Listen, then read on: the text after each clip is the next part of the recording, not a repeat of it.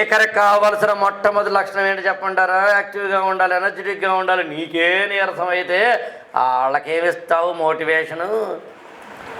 అందుకని మీరు యాక్టివ్గా ఉండాలి. మీరు యాక్టివ్గా ఉంటాం సార్, మైక్ పట్టుకోలే కదా అనకండి. మైక్ పట్టుకోకపోతే కింద కూర్చున్నాను, మీరు కావాలని చూడ నేను కూర్చున్నప్పుడు నడుము ఉంచి కూర్చొని మీరు కావాలంటే గమనించండి. నడుము నిటారుగా పెట్టి కూర్చుంటాం. కూర్చోపోతే ఎట్లాగా? నిద్ర వస్తుందా? ఎందుకు వస్తుంది? వస్తే ఏం సాధిస్తావు? ఎందుకు రావాలి? ఇంట్లో కూర్చోవచ్చు కదా. మోటివేషన్ చేయాలి అంటే నీకు ముందు మోటివేషన్ ఉండాలి, గుర్తుంచుకో. నువ్వు ఎనర్జెటిక్గా ఉంటేనే కదా పక్కన ఎనర్జీ చేస్తావు. మీరందరూ చాలా బాగా మరి 10th క్లాస్ అనుకుందాం, 10th చాలా బాగా చదవాలి యాక్చువల్గా అంటే మీరందరూ చాలా బాగా, నువ్వే చదవు, నీ బతుకు తాగలయ్యా అనుకుంటాడు. సో అందుకని ఎనర్జెటిక్గా ఉండాలి, బాడీ లాంగ్వేజ్ని వాడాలి. మీరు ఇంకో విషయం కూడా గమనించాలి. స్పీచ్ ఇచ్చేటప్పుడు నవ్వుతూ ఇవ్వండి, సీరియస్గా కాదు. యాక్చువల్గా పాకిస్తాన్ నుంచి మీరు వచ్చారు, ఏదో భారతదేశం నేను వచ్చాను కొట్టుకుందామా, ఎందుకంతా? స్పీకర్ ఎప్పుడు కూడా నవ్వుతూ మాట్లాడాలి.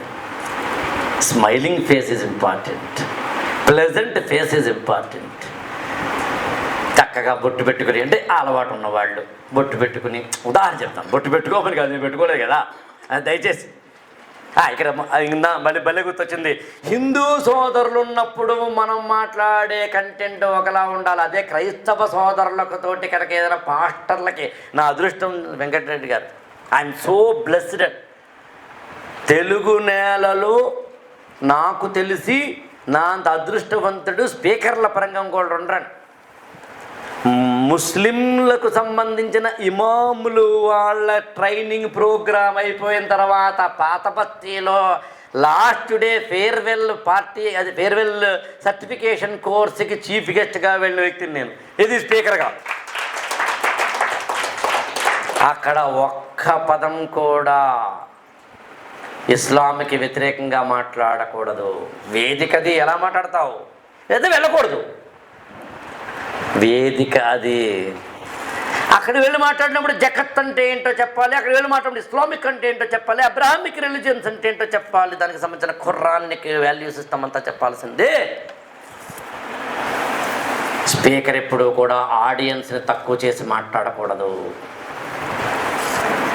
మీరు గమనించారు లేదు, ఇందాక నేను నువ్వు అనే పదం వాడుతాను, ఇందాక మీరు గమనించలేదు మీరు అనే పదం నిజానికి వాడాలి.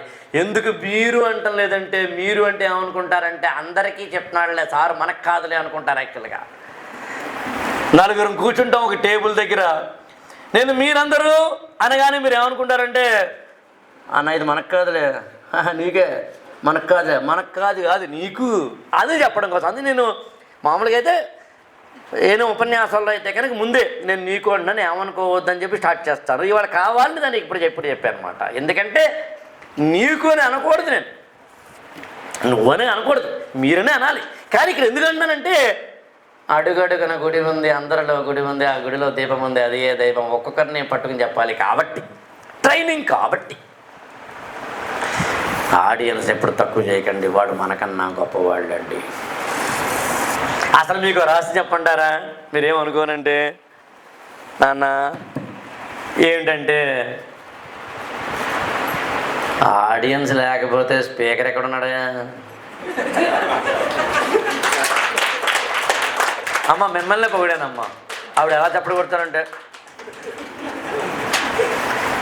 ఆడియన్స్ లేకపోతే స్పీకర్ ఎక్కడ?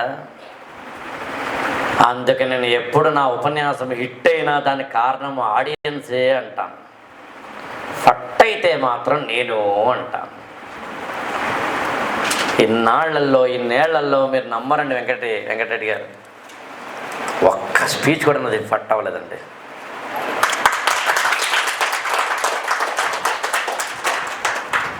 నాంపల్లి ఎగ్జిబిషన్ గ్రౌండ్స్, దాని వెనకాల అంటే నుమాయిష్ జరుగుతుంది కదా, దాని వెనకాల ఒక ఐ థింక్ వనితా విద్యాలయ అనుకుంటే ఒక కాలేజు.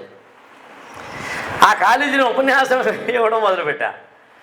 మీరు నమ్మరు సార్, గంట సేపు నేను మాట్లాడాలి, అప్పుడే దాదాపు ఒక 45 నిమిషాలు అయిపోతుంది. ఒక్కరికి అసలు చైతన్యం రావట్లేదండి.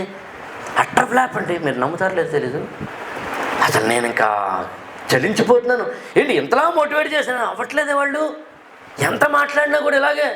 ఏంటి మనం పైగా ఇలాగే యాక్చువల్గా ఓ పక్కన అక్కడున్న ప్రిన్సిపాల్ వాళ్ళు కూడా అర్థమైపోయింది, ఎవరు నుండి ఇలా అంతే. నేను ఎంత మాట్లాడినాను, degree first year second year ఇలా అంతే, ఇలా ఏదో రామ్ గోపాల్ వర్మ సినిమా చూసినట్టుగా.